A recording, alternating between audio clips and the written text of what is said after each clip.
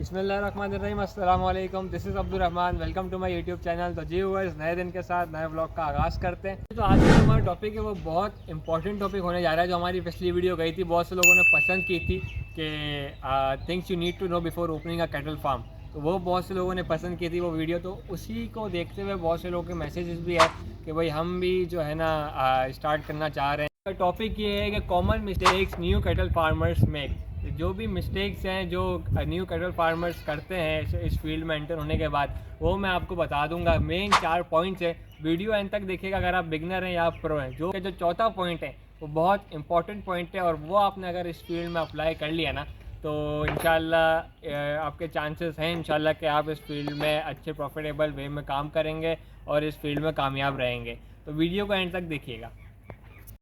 One of the biggest mistake जो beginners ध्यान नहीं देते हैं वो है कि निगलेक्टिंग प्रॉपर न्यूट्रिशन। कैटल के न्यूट्रिशंस मतलब जानवरों को सिर्फ खिलाना ही मकसद नहीं है, उनकी डाइट में प्रॉपर न्यूट्रिशंस और प्रोटीन्स की वैल्यू ऐड करना भी आपके फार्मिंग में बहुत इंपॉर्टेंट रोल प्ले करता है। Remember, a healthy diet equals healthy cattle, which means better productivity और प्रॉफिटेबिलिटी दोनों आपके फार्मिंग में रहेंगी।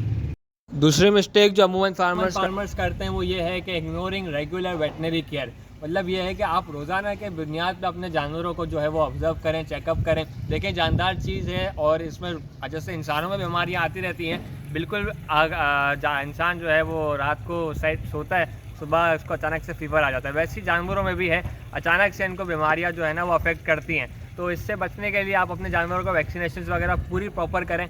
इन्वेस्टिंग इन वेटनरी आपके जो है जानवरों को भी बचा सकती है और आपके माल में प्रॉफिटेबिलिटी भी ला सकती है। आपका जो मोर्टेलिटी रेशो डाउन करेगी तो जाहिर सी बात है आपका फार्मिंग का जो प्रोफाइल है वो आपकी तरफ ही जाएगा। तो इन्वेस्टिंग इन वेटनरी मतलब डॉक्टर्स को आप बुलाएं, उनसे आप चेकअप करें, और जो भी आपके जानवर को बीमारी है वो मेडिकेशन दे रहे हैं उसको आप सीखें, उसको एक जगह लिख लें, ताकि अगली बार जब वो बीमारी है तो आप उस चीज़ को खुद क्योर कर लें।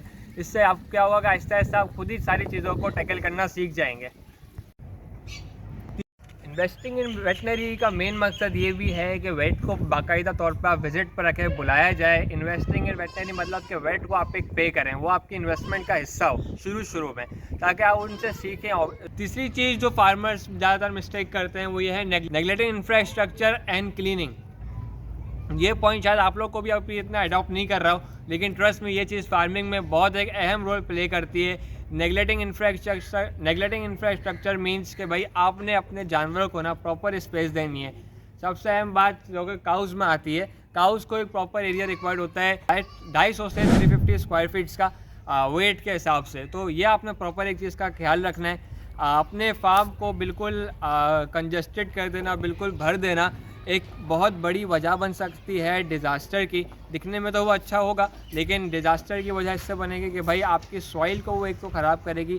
कंजस्टेड अगर जानवर खड़े हुए होंगे तो आपका वो सॉइल ख़राब होगी, डस्टी जानवर होंगे, जानवर भी गंदे होंगे, आपके ग्राउंड एरिया भी गंदा होगा और मक्खियाँ भी आएंगी। उसी के साथ साथ सबसे मेन इफेक्ट आपके जानवर की ग्रोथ में पड़ेगा। आप जितना भी अच्छा वंडा वगैरह खिला दें, आपका जानवर स्ट्रेस फ्री होकर नहीं खा रहा, जाहिर सी बात है मक्खियाँ आएंगी, जानवर को तंग करेंगी तो वो स्ट्रेस में रहेगा।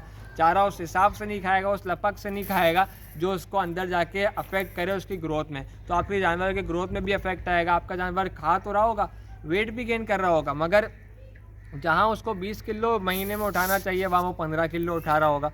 तो ये आपके जानवर में एक थोड़ा सा अफेक्ट आएगा वेट गेनिंग का। दूसरा ये है कि आपके जानवर में वो मज़ा नहीं आएगा, उसकी स्किन में, उसकी दूसरी चीज़ों में वो ग्रोथ नहीं आएगी जो आप स्प्रेड आउट करके, मतलब अपने जानवर को जितना खुला खुला रख के रखेंगे ना, उसमें आप ग्रोथ का अफेक्ट कुछ और ही देखेंगे। और जितना आप अपने फार्म पे, अपने सेटअप पे, चाहे वो फार्म हो, आपका सेटअप हो, रूफ टॉप हो, जहाँ भी हो, सबसे ज़्यादा अहम रोल आपकी सफाई प्ले करती है। सफाई आपने बहुत अच्छी रखनी है। मतलब सफाई के लिए भले आप अलग से एक बंदा रख दें अगर आपके पास टाइम नहीं है। सफाई सिर्फ जानवरों की सफाई नहीं है, मतलब उनका वेस्ट नहीं है, जानवरों की खुद की भी सफाई होती है। मतलब उनकी आँख नाक रोज़ाना साफ़ हो, और उनका जो है ना रोज़ाना जैसे खपरी वगैरह लगती है, तौलिया लगता है, इससे जानवर भी फ्रेश रहे, उसकी ग्रोथ में अफेक्ट आता है। जानवर का जो एरिया होता है वो भी साफ़ रहे, तो इससे भी बहुत एक अच्छा इम्पैक्ट पड़ता है ग्रोथ में। ये पॉइंट न्यू में बिगिनर्स को इतना अफेक्टिव नहीं लगता, लेकिन जब वो जैसे ऐसे फील्ड में एंटर होंगे, वो उनको चीज़ों का पता लगेगा, तो वो खुद ही इस चीज़ को ज़्यादा से ज़्यादा अहमियत देंगे। तो बेहतर है एट द एंड अहमियत देने से बेहतर है शुरू से आप उस चीज़ को लेकर चलें, तो एट द एंड आपका इंफ्रास्ट्रक्चर तैयार हुआ होगा।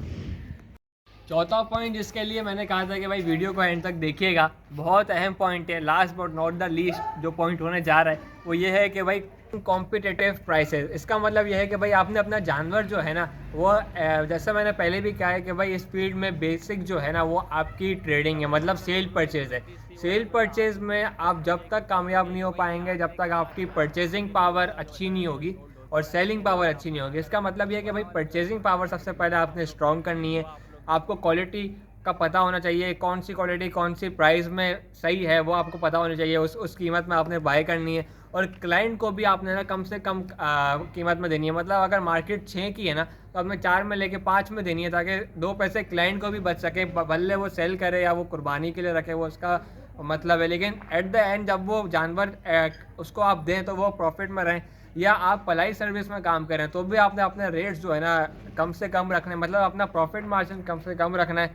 और क्लाइंट्स को जो है ना वैल्यू ज़्यादा से ज़्यादा देनी है, मतलब कि जानवर जो है जब वो आप उनको दें तो वो भी एक कम से कम कीमत में हो, भले आप पलाई जितनी भी अच्छी कर दें। जानवर अगर आपने 2 लाख वाला 2.5 लाख में दिया क्लाइंट को तो एट द एंड वो क्लाइंट को मार्केट से एक्सपेंसिव ही पड़ेगा। और यही वजह होती है अमूमन लोग पलाई से शौक करना छोड़ देते हैं। तो इस चीज़ का लाजमी ख्याल रखें कि भाई आप क्लाइंट को भी दें।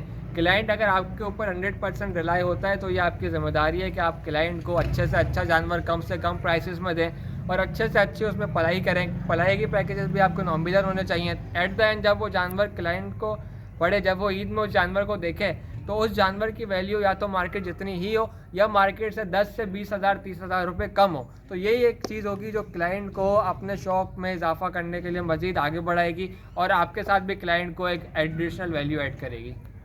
एट द एंड ये बात याद रखिएगा कि आपका गोल सिर्फ एक जानवर सेल करने का नहीं है, बल्कि आपके साथ साथ आपके क्लाइंट को भी आपके साथ साथ आपके क्लाइंट्स को भी प्रॉफिट हो, ये भी आपका एक मकसद होना चाहिए। तभी जाके आप इस फील्ड में ना एक अच्छे लेवल पे काम कर पाएंगे। जाहिर सी बात है, जब क्लाइंट्स होंगे तो ही आप अपना बिजनेस अच्छे से अच्छा रन कर पाएंगे। बाकी एट द एंड रिस्क देने वाली ज़ात अल्लाह की है, आपके हाथ में सिर्फ और सिर्फ मेहनत है। आपने अपना 100% देना है तो इंशाल्लाह रिजल्ट भी आपको इंशाल्लाह अच्छे से अच्छा ही मिलेगा। इसी के साथ साथ वीडियो को एंड करते हैं। Feel free to customize and add more detail specific to your experience and expertise. Video को एंड तक देखने के लिए बहुत बहुत शुक्रिया। उम्मीद है आपको चारों के चारों पॉइंट्स बहुत इफेक्टिव रहे होंगे और इंशाल्लाह उम्मीद ये भी है कि ये चारों के चारों पॉइंट्स आपको जो है ना आपकी फार्मिंग में बहुत ज़्यादा हेल्प करेंगे। इसी के साथ साथ मिलते हैं नेक्स्ट वीडियो में नेक्स्ट टॉपिक के साथ। Thank you for watching, take care, अल्लाह हाफ़िज़।